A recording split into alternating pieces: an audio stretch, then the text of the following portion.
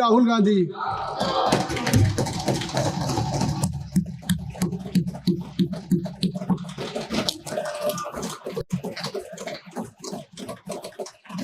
Thank you, Speaker Sir, for letting me speak today on the Constitution. Speaker Sir, in my last few speeches, I spoke about the concept of Abhay Mudra, the concept of fearlessness, truth, and non-violence. And I showed the House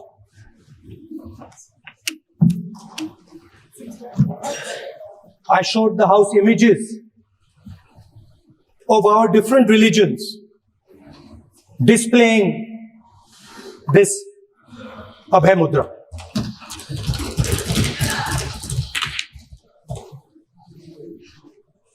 People call the Constitution the longest written Constitution in the world. But the Constitution contains a set of ideas from one philosophy of our nation, one central philosophical set of ideas of our nation.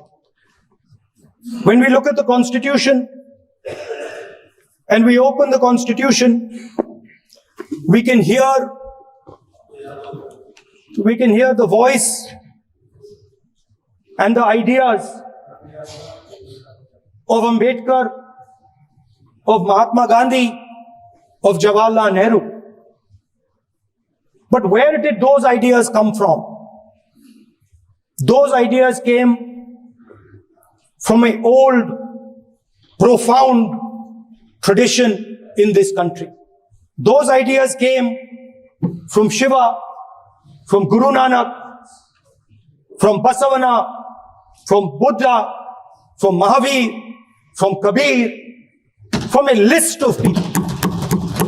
So when we speak of the Constitution and we show the Constitution, of course it is a document of modern India, but it could never have been written without ancient India and her ideas. So when we look at this Constitution, we remember this list of people, all different variations on the same idea. And in front of us stand the people who follow a very different philosophical tradition. And I want to start my speech by quoting what the supreme leader, not of the BJP, but of the modern interpretation of the ideas of the RSS has to say about the Constitution of India and about how he thinks India should be run.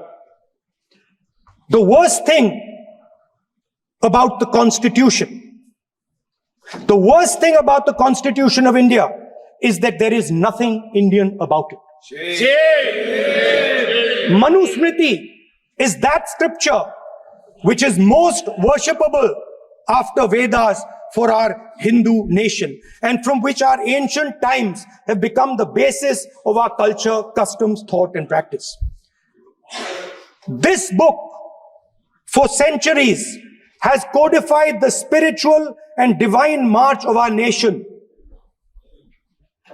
Today, Manusmriti is law. These are the words of Savarkar.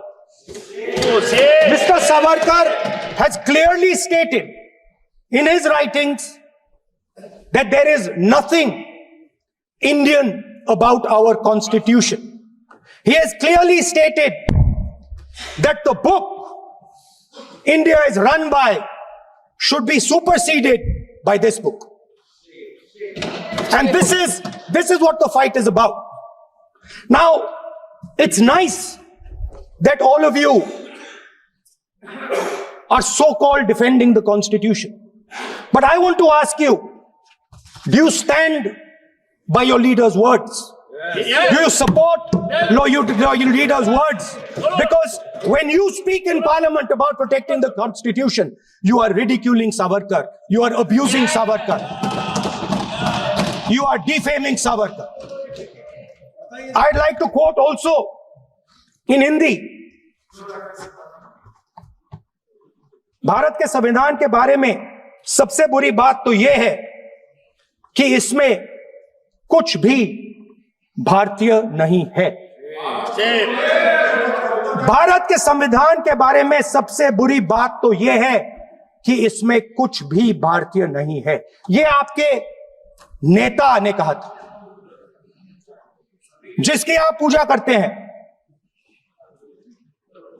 Speaker sir, I described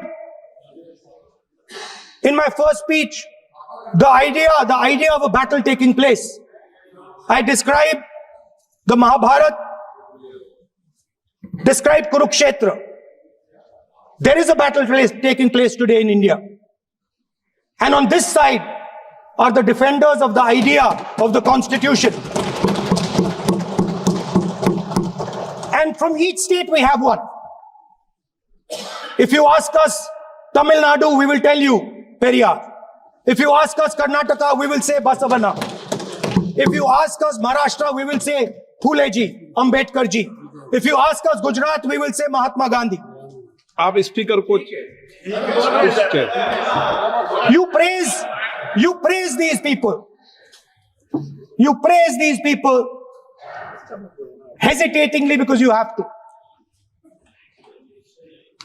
But the truth is that you want India to be run the way it used to be run. जैसे हिंदुस्तान पहले चलाया जाता था, वैसे ही आप हिंदुस्तान को चलाना चाहते हो। मैं बता रहा हूं, आ रहा हूं। पेशेंस रखिए थोड़ी, इतना एक्साइटमेंट नहीं होना चाहिए। स्पीकर सर, जब मैं छोटा था दिल्ली में, स्पीकर सर, दिल्ली के चारों ओर जंगल हुआ करता था। जो आज यहां रहते हैं उनको ताजुब होगा कि एम्स के बिल्कुल बगल में जंगल शुरू होता था। जहां रेलवे म्यूजियम है वहां पे जंगल शुरू होता था। वैसे ही जंगल में, दोनों नॉर्थ और साउथ, वैसे ही जंगल में हजारों साल पहले एक युवा, 6-7 साल का युवा, हर रोज सुबह उठ के 4 बजे उठ के एक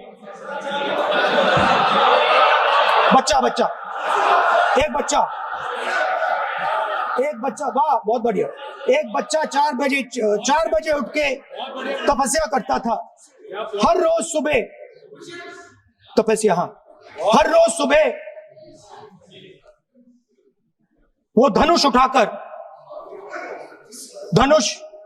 तीर कमान चलाता था और घंटे उसने तपस्या की, सालों के लिए उसने तपस्या की।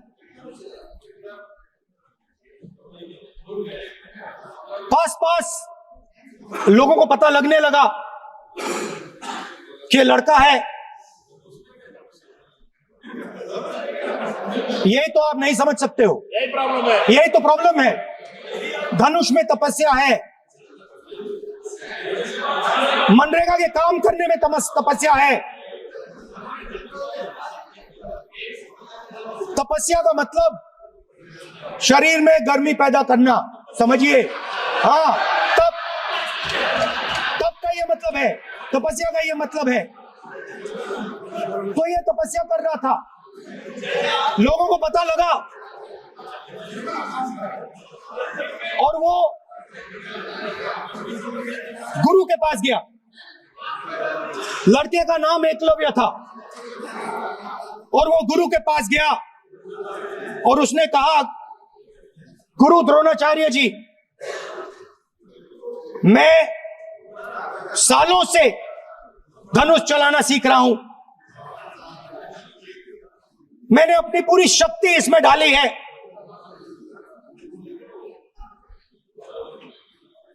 आप मेरी मदद कीजिए, आप मेरे गुरु बनिए। द्रोणाचार्य जी ने एकलव्य को कहा कि आप ऊंची जात के नहीं हो, आप ऊंची जात के नहीं हो, आप द्विजा नहीं हो। मैं आपका गुरु नहीं बनूंगा, यहां से तुम चले जाओ। और एकलव्य चला गया। फिर से एकलव्य ने तपस्या शुरू की,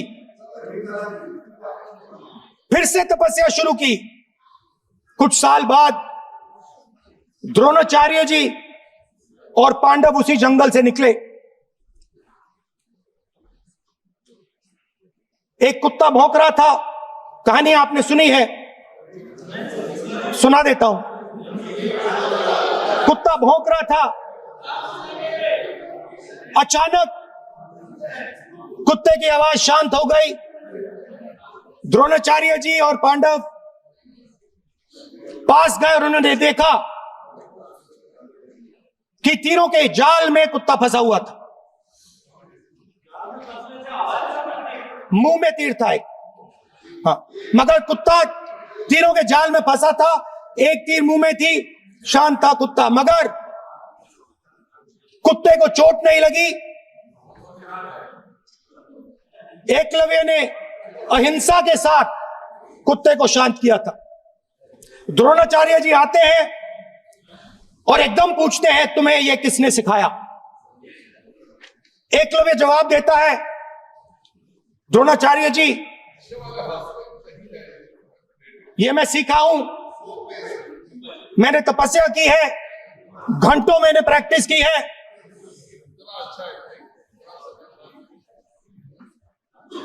आपने मुझे गुरु बनने से मना किया था, तो मैंने एक मूर्ति,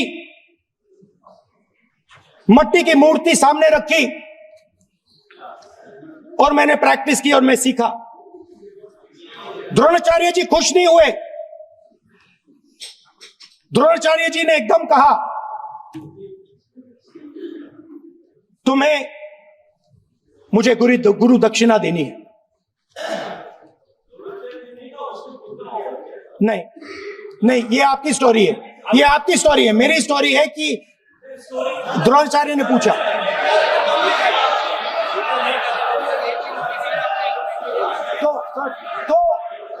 तो द्रोणाचार्य जी ने, Sir, the PM will not speak. You want to say if you are not giving order, Prime Minister has to speak. That's your advantage. If you are not giving protection, if you are not giving protection to LOP, then Prime Minister has to speak here. I will tell you. We will be very clear. माननीय सदस्य, आपको मैंने कई बार कहा, आप धमकी शब्दों में मत बोला करिए। एक मिनट क्या द्रोणाचार्य जी संसदीय कार्य मंत्री बोले, कितना डिस्टर्बेंस कर रहे थे। द्रोणाचार्य जी ने कहा कि मुझे आप गुरु दक्षिणा दीजिए।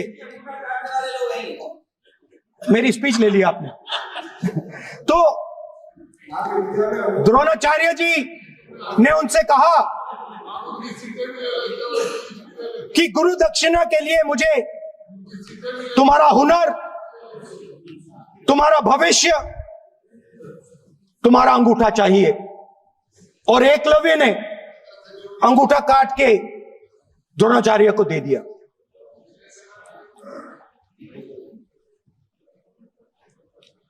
यह अभय मुद्रा है। इसमें कॉन्फिडेंस, स्ट्रेंथ, निडरता कहां से आती है? हुनर से आती है, इस अंगूठे से आती है। ये लोग इसके खिलाफ हैं। जैसे द्रोणाचार्य जी ने एकलव्य का अंगूठा काटा, वैसे ही आप पूरे देश का अंगूठा काटने में लगे हुए हो। आप जैसे ही एकलव्य का, जैसे द्रोणाचार्य जी ने एकलव्य का अंगूठा काटा, वैसे ही आप हिंदुस्तान के युवाओं का, जैसे ही एकलव्य ने, रुको सर, जैसे एकलव्य का अंगूठा काटा गया, वैसे ही आप हिंदुस्तान के युवाओं का, सबका अंगूठा काटते हो। जब आप अदानी जी को धारावी देते हो, तो आप धारावी के जो एंटरप्रेन्योर्स हैं, जो स्मॉल एंड मीडियम बिजनेसेस हैं, उनका आप अंगूठा काटते हो। जब आप हिंदुस्तान के पोर्ट्स, एयरपोर्ट्स, डिफेंस इंडस्ट्री, ये सब जब आप अदानी को देते हो,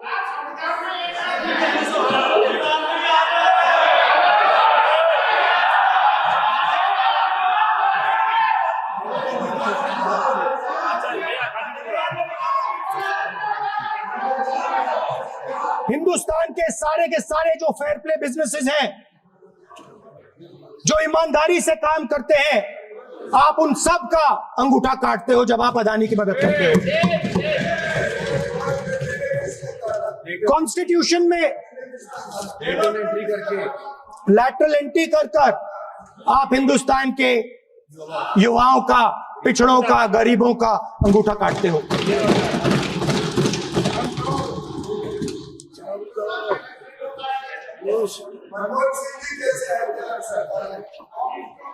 सर, स्पीकर सर, जैसे एकलव्य ने प्रैक्टिस की थी, वैसे ही हिंदुस्तान के युवा सुबह उठकर 4 बजे उठकर अलग अलग एग्जाम्स की तैयारी करते हैं। आपने देखा होगा, पहले हजारों युवा सुबह उठकर रनिंग करते थे, वेट ट्रेनिंग करते थे आर्मी में जाने के लिए। जब आपने अग्निवीर लागू किया, तो आपने उन युवाओं की उंगली काटी। जब आप पेपर लीक कराते हो, 70 बार आपने पेपर लीक करवाया है, तब आप हिंदुस्तान के युवाओं के अंगूठा काटते हो।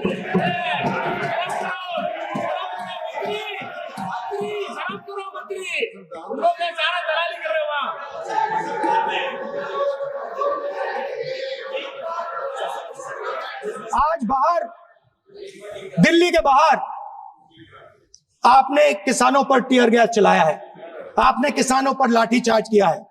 किसान आपसे एमएसपी मांगते हैं, सही दाम मांगते हैं, मगर आप अदानी को फायदा पहुंचाते हो, अंबानी को फायदा पहुंचाते हो और किसान का अंगूठा काटने का काम करते हो। देखिए, हम कहते हैं अभय मुद्रा, हम कहते हैं डरो मत, आप कहते हो हम आपका अंगूठा काट देंगे। ये फर्क है। एक तरफ कौन सर बोलिए।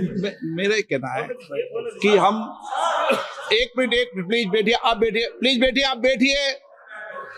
आज हम भारत के संविधान की 75 वर्ष की गौरवशाली यात्रा कर रहे हैं, और कर भाई ये चर्चा हुई थी कि हम संविधान की चर्चा करते समय उसकी उच्च कोटि की ये अपेक्षा है। आप स्पीकर सर,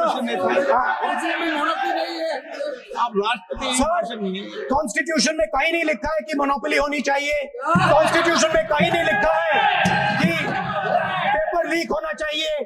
कॉन्स्टिट्यूशन में कहीं नहीं लिखा है कि अग्निवीर होना चाहिए। कॉन्स्टिट्यूशन में ये सब नहीं लिखा है, इसलिए मैं यहाँ रेस कर रहा हूँ। कॉन्स्टिट्यूशन में नहीं लिखा है कि हिंदुस्तान के युवाओं का अंगूठा काटना चाहिए, उनका जो हुनर है उनसे छीना जाना चाहिए।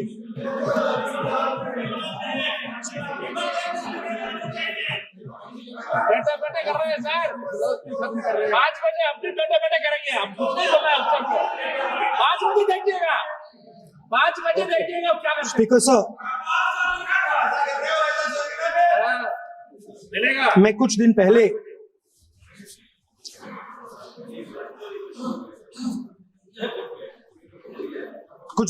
मैं हाथरस गया।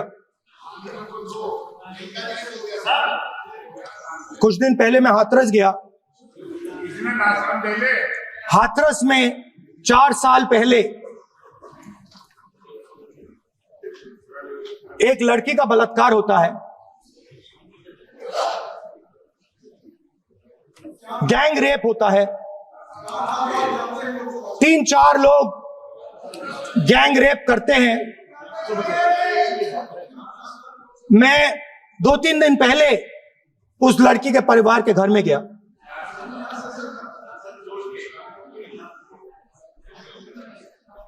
जिन्होंने गैंग रेप किया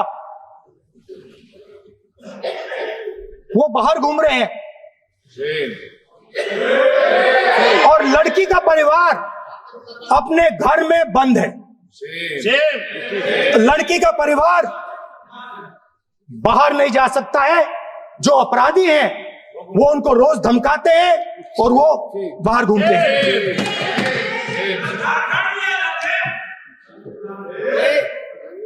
परिवार ने मुझे बताया कि बेटी का जो अंतिम संस्कार था वो भी नहीं करने दिया और चीफ मिनिस्टर ने इसके बारे में खुलकर मीडिया में झूठ बोला है। ये कॉन्स्टिट्यूशन में कहां लिखा है?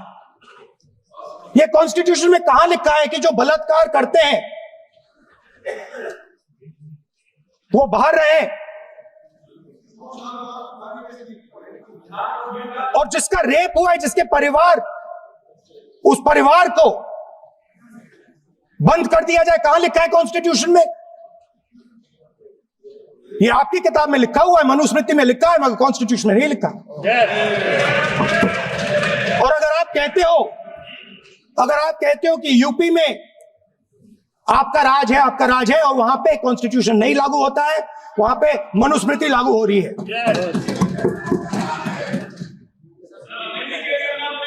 परिवार ने मुझे कहा कि यूपी की सरकार ने उन्हें वायदा किया था, कहा था कि हम आपका रिलोकेशन करेंगे, आपको कहीं और रहने की जमीन देंगे। आज तक 4 साल हो गए हैं, आज तक उनका रिलोकेशन नहीं किया गया है। और हर रोज उन्होंने मुझे फोटो दिखाई, वो बाहर निकलते हैं और जिन्होंने बलात्कार किया वो धमकाते हैं उनको। तो मैं इस हाउस में कहना चाहता हूं कि अंबेडकर जी के संविधान वाले लोग, इंडिया गठबंधन वाले लोग, हम सब मिलकर उस परिवार का रिलोकेशन हम करेंगे अगर आप नहीं करोगे। और हिंदुस्तान के हर गरीब व्यक्ति को हम ये कहना चाहते हैं, आपकी रक्षा कॉन्स्टिट्यूशन करता है और ये बीजेपी के लोग कॉन्स्टिट्यूशन पर 24 घंटा आक्रमण करते रहते हैं। कॉन्स्टिट्यूशन में लिखा है prohibition of discrimination on grounds of religion, race, caste, sex और place of birth. The state shall not discriminate against any citizen on grounds only of religion, race, caste, sex, place of birth or any of them. Some days back, youngsters from Sambal came to see me. Innocent people, they had done nothing. They were just, वो बस पास में थे, 5 लोगों को गोली मार के हत्या कर दी। ये कहां लिखा है कॉन्स्टिट्यूशन में? ये कहां लिखा है कॉन्स्टिट्यूशन में? तो लिखा है prohibition of discrimination of grounds of religion. और जहां भी आप जाते हो, एक धर्म को दूसरे धर्म से लड़ाते हो, नफरत फैलाते हो। कहां लिखा है कॉन्स्टिट्यूशन में? कहां लिखा है कॉन्स्टिट्यूशन में कि एक धर्म को दूसरे धर्म से लड़ाना है? कहां लिखा है कॉन्स्टिट्यूशन में कि दलित परिवार को बंद करके अंदर रखना है और उनके अपराधियों को बाहर घूमने देना है? कौन से कॉन्स्टिट्यूशन में लिखा है? मुझे दिखाइए।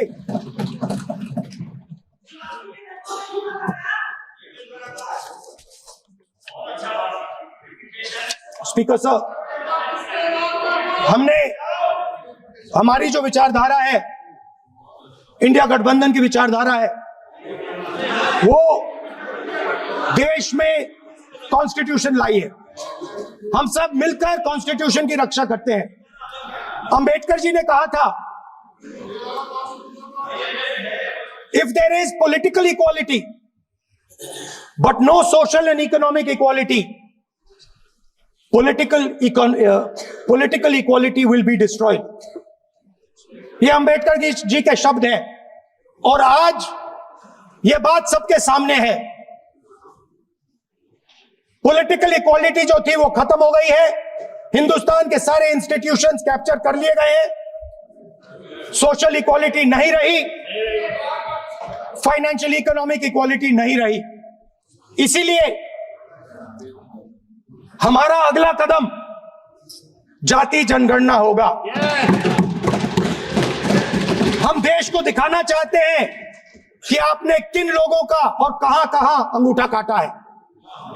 हम दलितों को, आदिवासियों को, पिछड़ों को, किसानों को, मजदूरों को दिखाना चाहते हैं कि आपने किस किस का अंगूठा काटा है। इसलिए जो मैंने वायदा किया था, इसी हाउस में यहां हम कास्ट सेंसस लागू करेंगे और उसके बाद हिंदुस्तान में एक नई तरीके का विकास होगा, एक नई तरीके की राजनीति होगी।